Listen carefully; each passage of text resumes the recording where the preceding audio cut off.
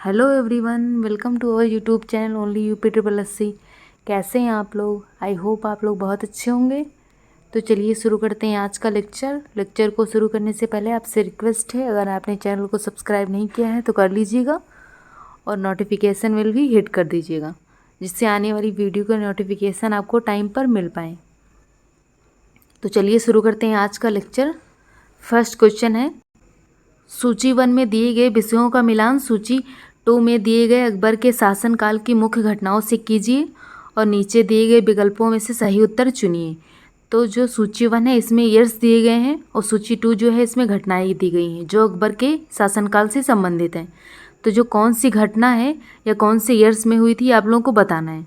तो 1564 या कौन से ईयर्स में हुई थी? इसमें जजिया का कर जो है या ख़त्म किया गया था, जजिया कर ख़त्म किया गया था, जजिया का उन्मूलन हुआ था। और 1575 इसमें इबादत खाना की स्थापना हुई थी। और 1579 इसमें क्या हुआ था? इसमें मजहर की उद्घोषणा हुई थी। एंड 1582 इसमें दहसाला सिस्टम हुआ था। तो आप लोगों का सही आंसर है ऑप्शन सी। 1564 में जजिया का उन्मूलन हुआ था, 1575 में इबादत खाना की स्थापना हुई थी, 1579 में मजहर की उद्घोषणा हुई थी एंड 1582 में दहसाला सिस्टम। तो इसका सही आंसर ऑप्शन सी।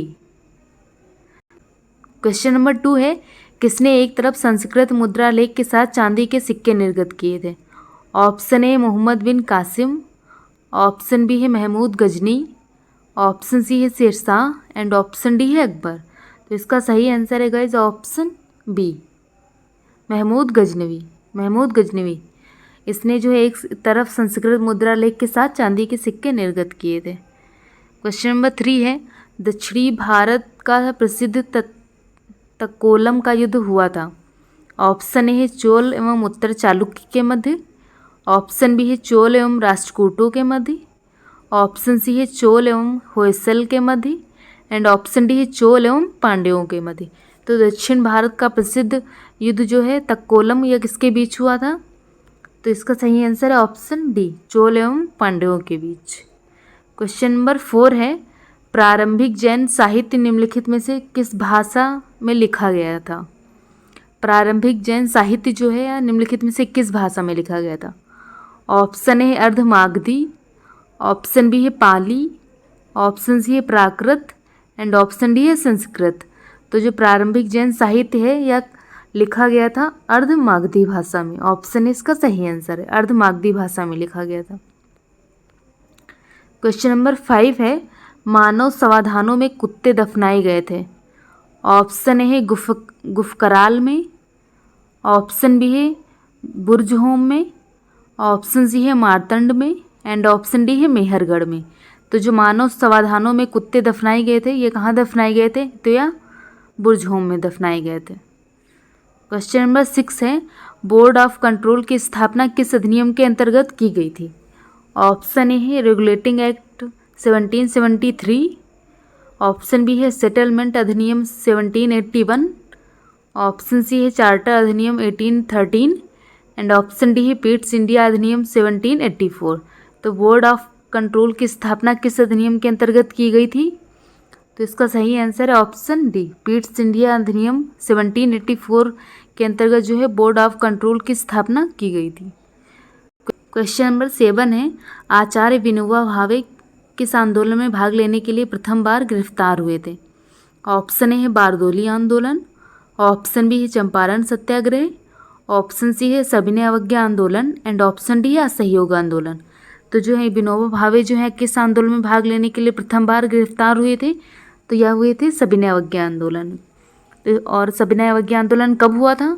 तो यह हुआ था 6 अप्रैल 1930 में, 1930 में हुआ था। और सहयोग आंदोलन कब हुआ था? यह हुआ था 1920 में, 1 अगस्त 1920 में। और चंपारण सत्याग्रह यह हुआ था 1917 में। और बारदोली यह कब हुआ था? यह हुआ था 1920 में। इसे आप लोग याद रखिएगा, अक्सर से पूछे जाते हैं कौन सा आंदोलन कब हुआ था, तो आप लोग इसी से नोट डाउन कर सकते हैं कि जो बारदोली आंदोलन है यह 1920 में हुआ था, चंपारण सत्याग्रह 1917 में हुआ था, सविनय अवज्ञा आंदोलन 1930 में हुआ था एंड असहयोग आंदोलन जो है 1920 में हुआ था। इस इंपॉर्टेंट है, आप लोग नोट डाउन कर लीजिएगा। अगर आपको लेक्चर पसंद आ रहा हो तो वीडियो को लाइक शेयर कर दीजिएगा। क्वेश्चन नंबर 8 है, जलियांवाला नरसंहार हुआ था, जलियांवाला जो कांड हुआ था यह कब हुआ था? ऑप्शन ए है 13 अप्रैल 1918 को, ऑप्शन बी है 13 अप्रैल 1917 को, ऑप्शन सी है 13 अप्रैल 1919 को एंड ऑप्शन डी है 13 अप्रैल 1916 को। तो जो जलियांवाला बाग हत्याकांड हुआ था यह कब हुआ था? तो यह हुआ था 13 अप्रैल 1919 को। ऑप्शन सी इसका सही आंसर है, 13 अप्रैल 1919। क्वेश्चन नंबर 9 है, बंगाल के विभाजन को किस वर्ष रद्द किया गया था? ऑप्शन ए है 1909 ईस्वी को, ऑप्शन बी है 1910, ऑप्शन सी है 1911 एंड ऑप्शन डी है 1912 में। तो बंगाल का जो विभाजन है इसको कब रद्द किया गया था? तो इसका सही आंसर है गाइज ऑप्शन सी, 1911 में। क्वेश्चन नंबर 10 है, महालवाड़ी प्रथा में किसके साथ राजस्व का बंदोबस्त हुआ था? ऑप्शन ए है कृषकों के साथ, ऑप्शन बी है जमींदारों के साथ, ऑप्शन सी है जमींदारों व कृषकों के साथ साझा रूप में एंड ऑप्शन डी है ग्राम समुदाय के साथ समग्र रूप से। तो जो इसका सही आंसर है ऑप्शन डी, ग्राम समुदाय के साथ समग्र रूप से। महालवाड़ी प्रथा में जो राजस्व बंदोबस्त हुआ था यह हुआ था ग्राम समुदाय के साथ समग्र रूप से। इसे आप लोग नोट डाउन कर लीजिएगा। क्वेश्चन नंबर 11 है, अफवाह क्षेत्र की दृष्टि से जो विश्व की सबसे लंबी नदी है वह कौन सी है? ऑप्शन ए है नील, ऑप्शन बी है अमेजन, ऑप्शन सी है कांगो एंड ऑप्शन डी है मिसिसिपी मिसौरी।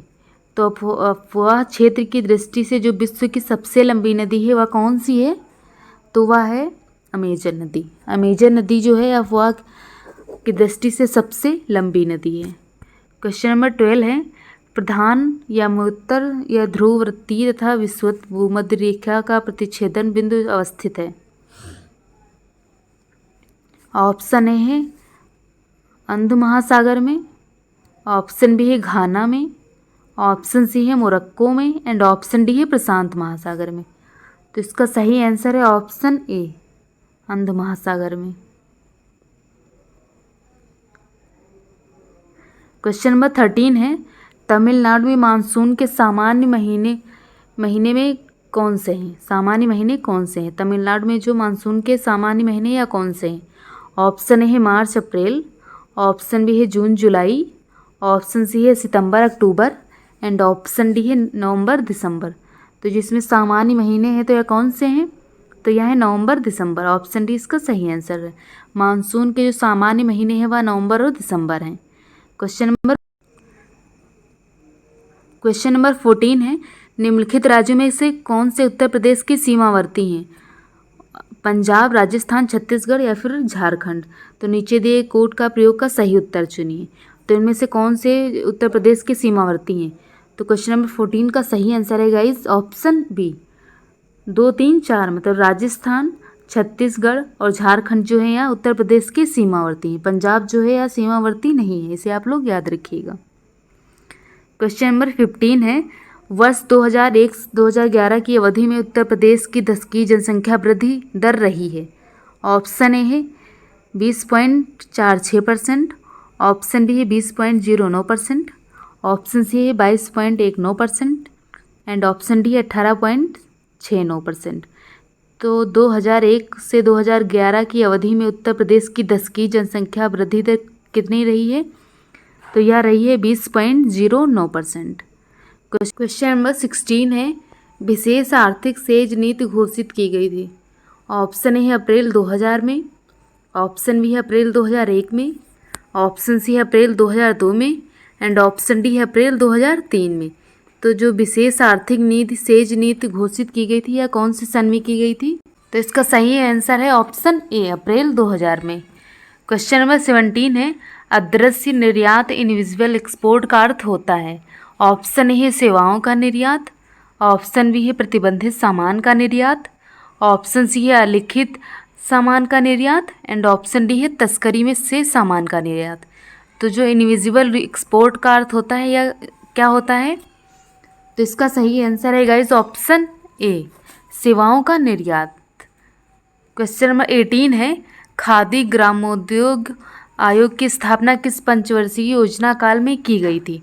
ऑप्शन ए है तीसरी योजना, ऑप्शन बी है चौथी योजना, ऑप्शन सी है दूसरी योजना एंड ऑप्शन डी है प्रथम योजना। तो जो खादी ग्रामोद्योग आयोग की स्थापना है किस पंचवर्षीय योजना काल में की गई थी? तो इसका सही आंसर है गाइज ऑप्शन सी, दूसरी पंचवर्षीय योजना में खादी ग्रामोद्योग आयोग की स्थापना की गई थी। क्वेश्चन नंबर 19 है, गिल्ड एज्ड बाजार किससे संबंधित है?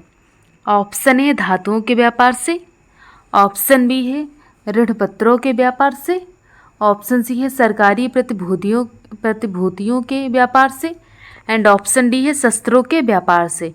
तो जो गिल्ड एज्ड बाजार है यह किससे संबंधित है? तो यह संबंधित है सरकारी प्रतिभूतियों के व्यापार से।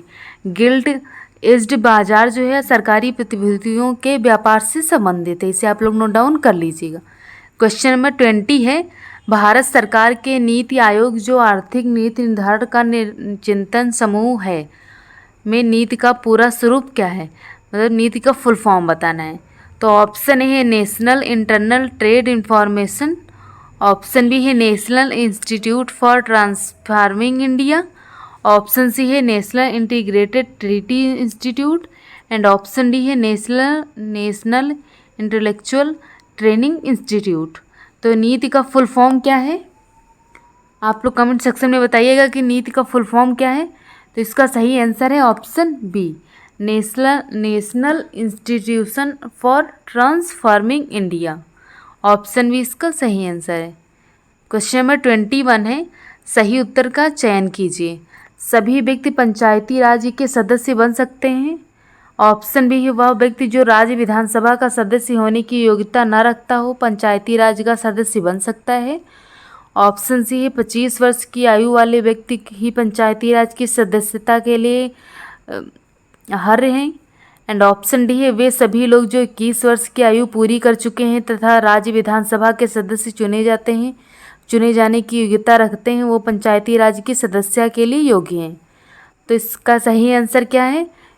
तो इसका सही आंसर है ऑप्शन डी, वे सभी लोग जो 21 वर्ष की आयु पूरी कर चुके हैं तथा राज्य विधानसभा के सदस्य चुने जाने की योग्यता रखते हो पंचायती राज की सदस्यता के लिए योग्य हैं। क्वेश्चन नंबर 21 का सही आंसर है ऑप्शन डी।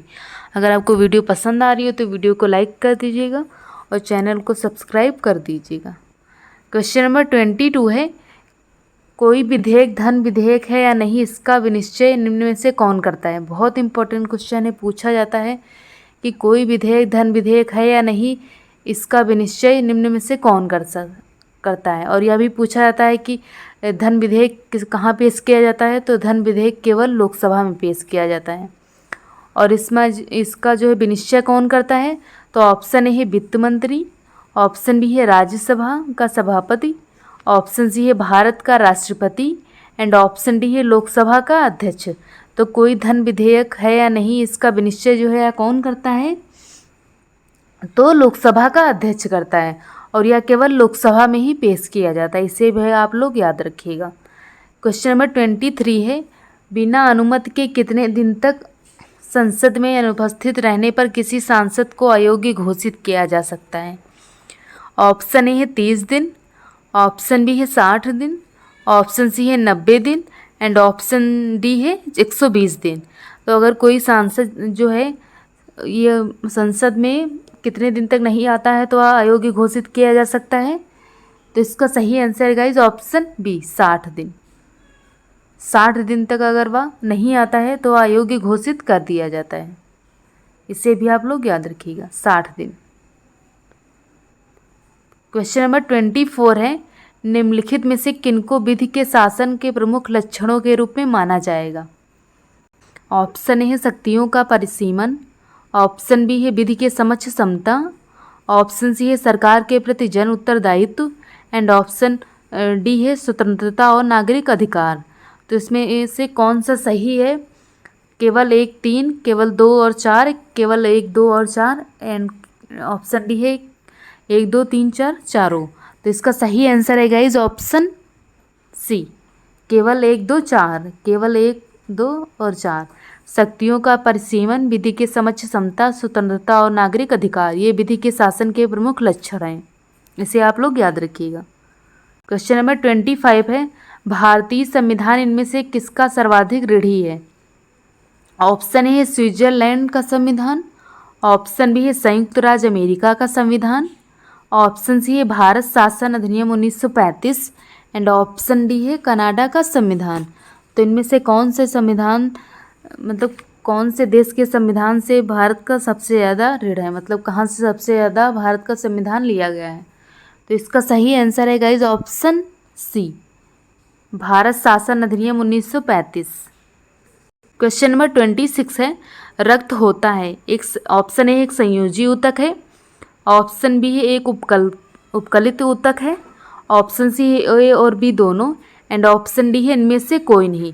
तो रक्त क्या होता है? तो रक्त होता है एक संयोजी ऊतक है और एक उपकलित ऊतक है। क्वेश्चन नंबर 27 है, निम्नलिखित जंतुओं में से किसमें 3 प्रकोष्ठ वाला हृदय है होता है? मतलब ऐसा कौन सा इसमें से जंतु है जिसके 3 हृदय पाए जाते हैं? ऑप्शन ए है बंदर, ऑप्शन बी है मगरमच्छ, ऑप्शन सी है मछली एंड ऑप्शन डी है मेढक। तो इसका सही आंसर है गाइज ऑप्शन डी, मेढक। मेढक में जो है 3 प्रकोष्ठ वाला हृदय पाया जाता है। इंपॉर्टेंट है, आप लोगों को पता होना चाहिए कि ऐसा कौन सा जंतु है जिसमें 3 प्रकोष्ठ वाला हृदय पाया जाता है, तो उसका नाम है मेढक। क्वेश्चन नंबर 28 है, भारी जल है एक, शीतलक है, मंदक है, एक प्रकार की औषधि है एंड ईंधन है। तो भारी जल जो है या क्या है? तो यह है एक मंदक। ऑप्शन बी इसका सही आंसर है। क्वेश्चन नंबर 29 है, घरेलू बिजली के तार आधार रूप से कैसे होते हैं? ऑप्शन ए है श्रेणीबद्ध संयोजन में, ऑप्शन बी है समानांतर संयोजन में, ऑप्शन सी है श्रेणीबद्ध और समानांतर संयोजन का संयोग एंड ऑप्शन डी है प्रत्येक कक्ष में श्रेणीबद्ध संयोजन और दूसरी जगह में समानांतर संयोजन। तो जो है घरेलू बिजली के तार आधार रूप से कैसे होते हैं? तो यह जो है समानांतर संयोजन में होते हैं। समानांतर संयोजन सीधे होता है, जब श्रेणी वाला होता है तो ये ऊपर नीचे होता है, इसी श्रेणी में संयोजन कहते हैं। क्वेश्चन नंबर 30, ये है आज का लास्ट क्वेश्चन। उससे पहले आपसे रिक्वेस्ट है, अगर आपने चैनल को सब्सक्राइब नहीं किया है तो कर दीजिएगा और वीडियो को लाइक और शेयर भी कर दीजिएगा। क्वेश्चन नंबर 30 है, डेसिबल किसे नापने के लिए प्रयोग में लाया जाता है? बहुत बेसिक सा क्वेश्चन है, आप लोगों को पता होना चाहिए कि डेसिबल किसे नापने के लिए प्रयोग में लाया जाता है। ऑप्शन ए है खून में हीमोग्लोबिन, ऑप्शन बी है पेशाब में शक्कर, ऑप्शन सी है वातावरण में ध्वनि एंड ऑप्शन डी है वायु में कण। तो डेसिबल जो है किसे नापने के लिए प्रयोग में लाया जाता है? तो यह जो है